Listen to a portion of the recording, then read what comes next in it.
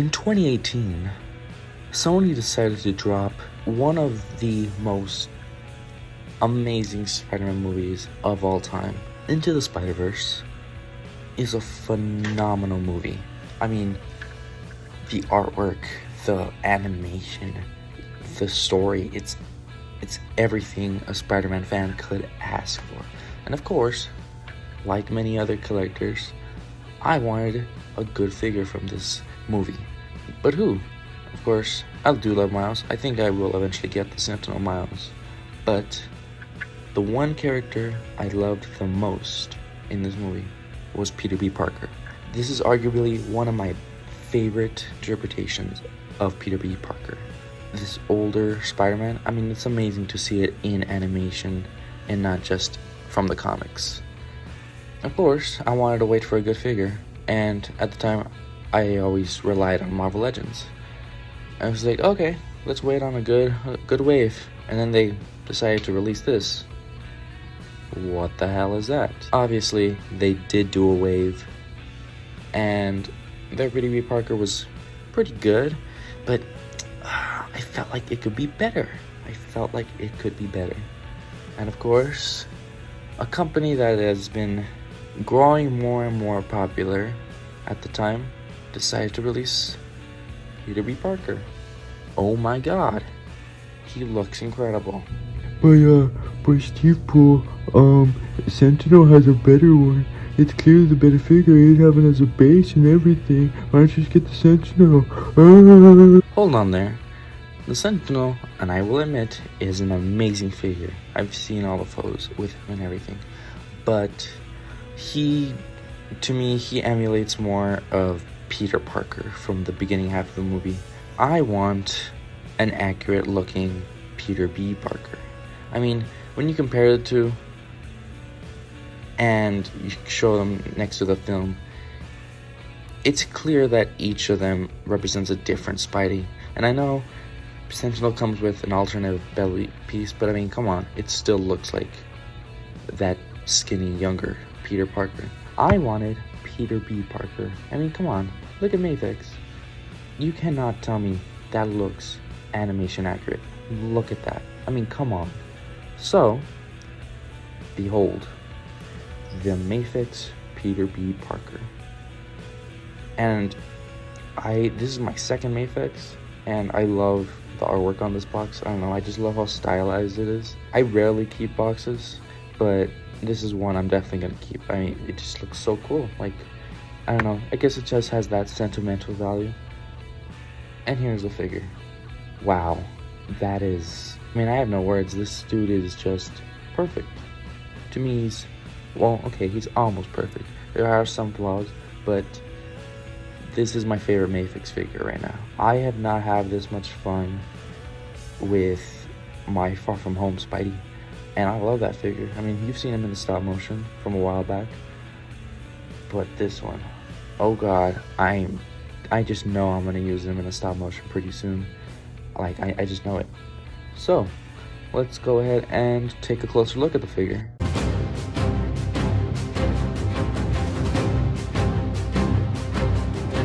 Up close, this just screams Peter B. Parker. Like, oh god, like, it just looks animation accurate. It looks amazing. It looks exactly like the movie. The painting and sculpting on this figure is incredible. I have, like, no words. There were some paint mishaps, but like they were so incredibly tiny, like some missing webs painted. I just did a little black wash over some parts, and now he looks perfect to me. And the fact, this is actually my first figure that actually has cloth. Not only did Mafex decide to give real fabric for the sweats and the coat, but they decided to include a bendy wire in the coat. Mafex did not have to go all out and put a bendy wire in it. They could have just given him a regular fabric one, but no. They went the extra step to put in some bendy wire. So, anytime you want your cool little poses, you can have the coat kind of sway in the wind, and it'll stay that way. It's not a really good one right now, but you get my point.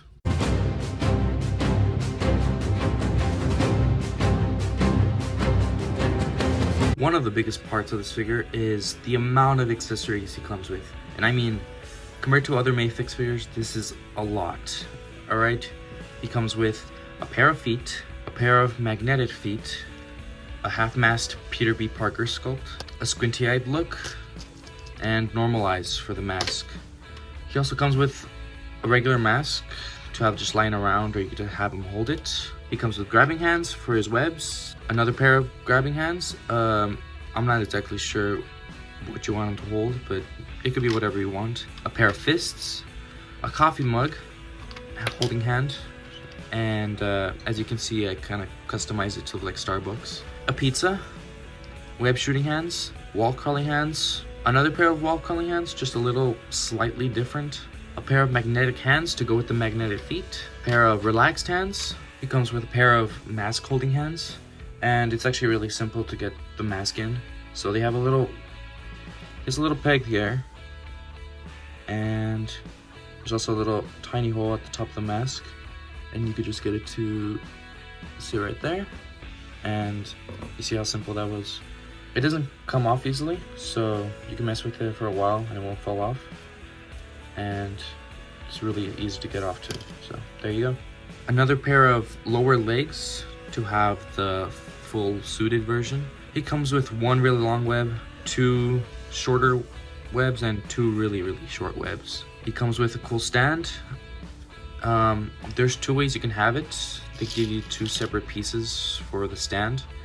I think it's just so you can have one of him being held, and then the other maybe it's holding the web shooter. I don't know, you can get creative with it. It's really up to you, you know? With that out of the way, I'm gonna show you how to easily put him into his regular Spider-Man look. To take off the coat, you have to take off the hands. It makes it way easier to take them off. And you just slide it off like a normal coat. And there he is, already halfway done. You have to take off the feet first, slide off the sweats, and you just have to remove it by the knee. You just have to pull them straight down. Here we have the other feet. Make sure you align them properly. I have accidentally misaligned them and put the right on the left by accident, but you can easily tell. Usually the right direction is leaning inwards. Put the hands back on, and now all you have to do is take off the neck. For me, it's really easy to take off the head but not the neck, so maybe get like a cloth or something to help you have some friction. Put on the head, and then there you go. You have your Spider-Man look right there. Now it's actually really easy to switch back and forth, and I guess that's one of the things I really love about it. You know, it's really easy just to get this dude into any position you want. I've been playing with him for I can play with him for like hours and not get bored, just from how much stuff you can do with him. All his joints are amazing. Nothing's too tight or too loose. I guess I would say just the ankles are like a little bit looser than I would like them to, just because of how it is to stand them up. At least with the normal feet. With the boots and the shoe, it's actually really easy to stand them up and everything. These ones, it's just a little bit more trouble. I'm pretty sure it's just because they're more flat and a lot skinnier. And really, you could just get them to any position really quickly. Here, he's just skydiving, really. Oh, okay, now he just thinks he's Adam Warlock.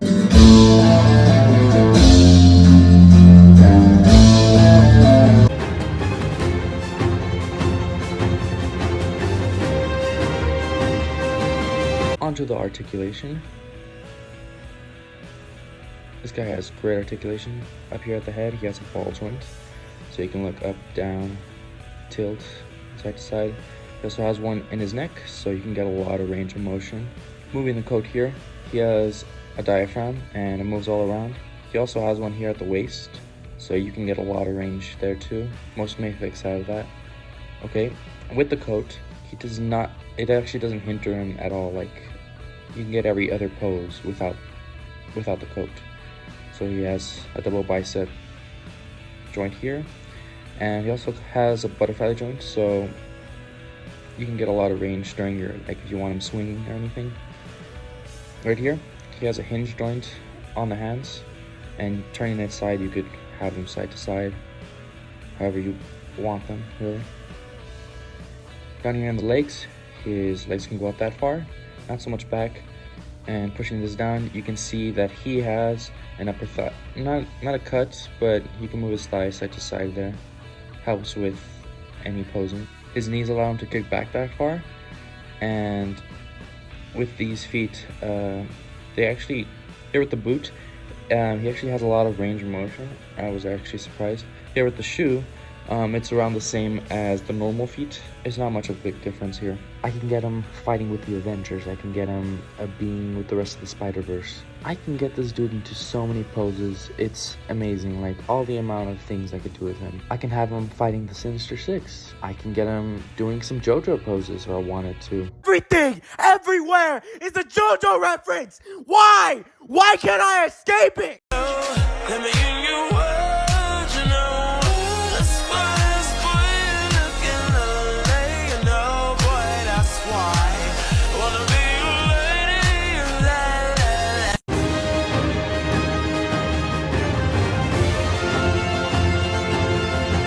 Overall, this figure's amazing. There's no doubt about it. If you have the chance to get him, you should get him. If you want a definitive Peter B. Parker for your shelf. Now, yes, eventually I will get the Sentinel, but that'll be for a later time. I'm happy with just having this one for now, and I don't know, he looks great with the rest of the collection. I cannot wait to see Across the Spider-Verse. I mean, he has a kid now. That's insane. I never thought I'd see that in an actual movie. I'm really hoping to see it in comics again very soon. God, why is this a thing? Oh, okay. Okay, well, that's good. I love that everyone's just cheering for some disappearing kids. Well, hopefully we can get to see Annie or May Parker soon, since we're finally getting this. I'm pretty sure this movie will definitely bring on Marvel to start implementing an older Peter in comics. With that being said, that's the review. Thanks for watching, guys. Catch you later. Whew. Oh, man, that's a wrap. Man, this figure's too awesome. I can't imagine myself getting another Mafex figure. This is perfect. All accessories, everything. I don't think I'll ever need another one. Oh. Now dig on this. How's that sound? Oh.